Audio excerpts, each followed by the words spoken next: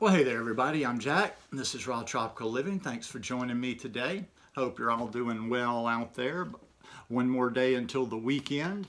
No big plans for me this weekend. I am going to take a little drive down to where I've been getting my watermelons on Saturday morning. Not so much to go buy watermelon. I could get some watermelon around here, but there's a little market that I think it happens once a month, and I want to go down there and check it out. So, yeah, gonna have a little fun. I've been doing tie-dye today, probably gonna do tie-dye tomorrow, probably gonna do tie-dye through the weekend. I just do a little bit every day. And this is one of mine. This is one of the ones I just did within the last few days. Also, too, I've got a new account on Instagram, Uncle Jack's Tie Dye. Go check me out there. Everybody keeps saying, where are you going to sell it? I'm going to start out on Instagram. I will have a store at some point, but it's all about ease. And there's enough interest over there to where, if there's no need for me to put a store up until I can't sell them all through Instagram. So go check that out. Anyhow, today I want to talk about raw food diet and inner peace. Guys, I do videos every day, so if you haven't already subscribed to the channel, I'd really appreciate it if you go down and hit that subscribe button. Then click on the little bell and check send notifications so you'll stay subscribed to the channel.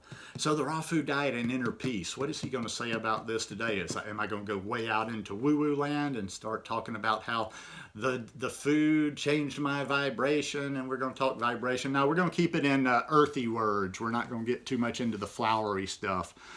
Too many people that don't really even, I don't think they really even understand the flowery stuff. Everybody just wants to throw flowery language in there today. And I mix it sometimes, but I like some of the just straightforward speaking. Was just listening to a good podcast, or actually I've listened to it several times today. It's a long enough podcast to where I haven't had a chance to just sit down and listen, but it was Dan Harris interviewing John Kabat-Zinn. John Kabat-Zinn, I've heard of him for years. He's the one wrote the book, Wherever You Go, There You Are. Dan Harris is he's somebody new I've just recently found, but he's got this book, 10% Happier, and that's the name of his podcast. He may even have a TV show, but just great thought, 10% Happiness. I'm looking forward to eventually reading that book, but there's a lot of books in line ahead of it. So, has the raw food diet brought me inner peace? I would say that's kind of a mixed question. I would say it's contributed to my inner peace.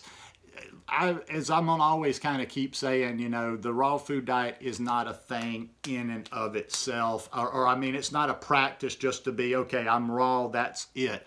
There's so many, and I'm just talking about my personal experience, but I think about, where I was 8-9 years ago as opposed to where I am now. And even like my progression along the way, was it the food? Was it strictly the food? And I don't think so. I won't say I don't think so. I would say definitely it wasn't just the food. I like to look at it like this, and from my perspective, I explain it like this. The raw food, cleaning out my body, eating a plant-based diet was more of a catalyst. It was more of a catalyst that started giving me clarity. It was almost like, to be honest, and I know some people will hate hearing this, but there's people that don't eat like we do that have a good bit of clarity. I didn't happen to have that clarity, so, after drinking and eating the way that I did. So a lot for me was just like it kind of facilitated me to be able to look at things in a different way. But it wasn't just the food, and I've noticed that and I've talked about that in videos before. And that's why I either resonate with people or I don't in the raw food world. And I'm not judging there. It's just what I resonate with and what kind of energy I like to be around, what kind of energy I like to be connected to, and what I associate with. And no, I would say over the 7 years I've been doing this lifestyle, and I see some of your big people, your big gurus and your leaders and experts that don't have it. They don't have that inner peace. In fact, they're an emotional basket case. In fact, I think sometimes that's part of their little shield, part of their whole little hook, is like people can relate to that because they want, a lot of times when people are struggling, it makes them like misery loves company. So they're like, oh, look at them. But all I see is like just crazy. And I see obsession A lot of times it's just simply obsession, but other times it's just simply that somebody has just like, okay, well, raw food is my only thing, and that's all they really practice in their life. The diet itself, and I live a much different life than most people. I'm not running around. I don't have to deal with people I don't want to deal with.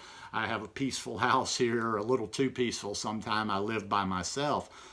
But it's, there's just so many, I think of all the things that have given me this clarity and this inner peace that I've found over the last 7 years. And there's just so many components to it. Not even remotely the least being my mindfulness practice, because although I've talked about mindfulness more and more over the last year or two, I've used aspects of mindfulness going back 25 years. So when I came to this lifestyle, I stopped eating animal products. I was eating mostly fresh, raw food. It just kind of like I say, that mindfulness came into focus a little bit more. I had practiced it before, and I understood it before, but I really kind of felt it now. And that's what I think the food contributed to that.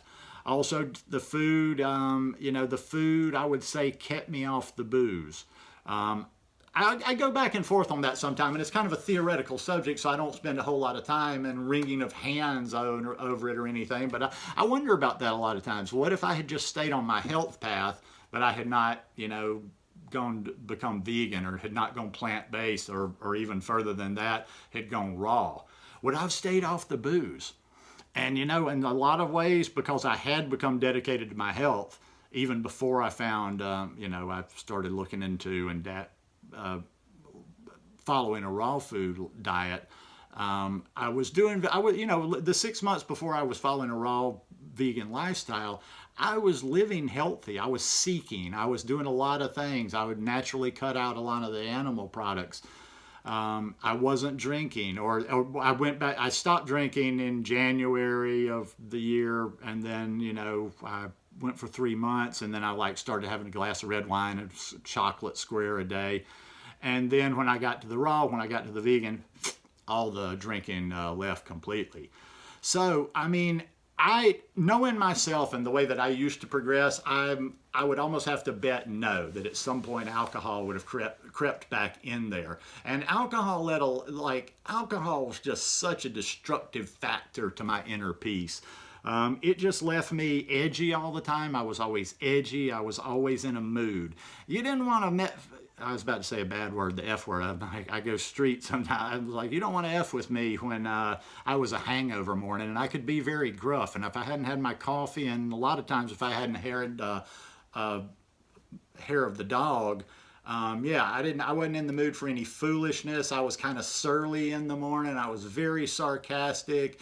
I wouldn't say I carried a chip on my shoulder, but I was edgy all the time, and it was almost like, you better watch what you say to me. I don't mean in a physical way. I was never like like one of these people like aggressive or, trying to fight or anything, but So I think in a lot of ways, like I say, that's the only way I can say it, is the food was the catalyst. The food gave me that capacity. That food kind of gave me a constant to focus on, but also too, from the physical aspect, it got a lot of the garbage out of my body. And I think, a lot of that garbage, and without getting into the whole, I do have my practices. I practice with, I'm starting to do some chakra practice on the third eye and the heart chakra and whatever. But I don't get into all of that, like, your pineal gland is calcified and blah, blah, blah. There's a lot of raw food people out there thinking they seeing through that third eye just because they're eating a raw food diet, and they're just babbling something that they've, read or heard other people talk about, because, a lot of this stuff kind of sounds kind of hip, kind of cool,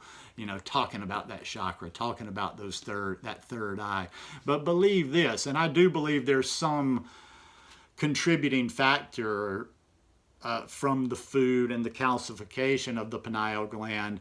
But let me tell you something. You're not going to open that pineal gland, that third eye. You're not going to have the benefits of a clear third eye simply through the food. it's just not going to happen. Just not going to happen. So inner peace involves, I'll finish up. I'm not going to like linger and ramble on today. Inner peace to me involves a lot of different things. It involves, okay, I haven't been exercising the last year, but I still get movement. You know, even like I walk every day. I do this and that. I'm about to get back in the gym. I'm about to start, you know, maybe either doing some Tai Chi or back to yoga again. But it's about the food. Inner peace is about the food. It's about doing something, moving something with your body. I don't need to say exercise. I don't want to say exercise. Sometimes for people, walking is good enough. And walking can be that connection. You know, it's almost like a meditation in and of itself. But I would also recommend having some sort of a practice, you know, whether it's a mindfulness meditation practice or some inner practice, because I have gotten so much out of that. And it just has opened my eyes, and maybe that opening of my eyes has even brought me more inner peace, because I see stuff I never used to see.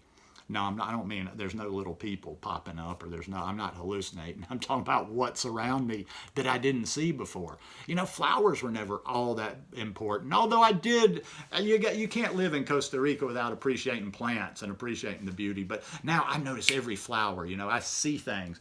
I saw the other day, there's this little frog on the ground. Like, he's not this big and he's in grass. And I just happen to look down and see him, and I stop and I squat down and I talk to him for a little while. I feed the squirrels. I enjoy the squirrels. I see stuff all around me every day. I'm looking at some magnolias right now. We have bougainvillea all over town right now. We have white bougainvillea. We have pink. So I notice that kind of stuff everywhere, and that's the stuff I didn't notice before. So I find beauty in everything. So it's all one big swirling thing that comes together that has given me inner peace. Now, inner peace too, I'll finish with this. When I say inner peace isn't like a finishing point. I'm not talking about being enlightened, or, you know, you're totally zen all the time, or I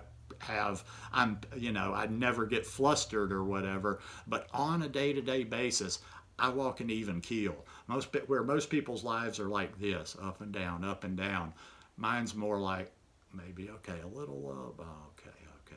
But I keep a pretty even keel, and like I say, I'll attribute a large bit of it to the raw food diet. The raw food diet was probably the thing that got it going, but a raw food diet is not the only thing that's going to give you true health, physical, mental, and spiritual. So anyhow, hope you guys enjoyed this one today. If you like it, please give me a thumbs up, and I'll see you tomorrow.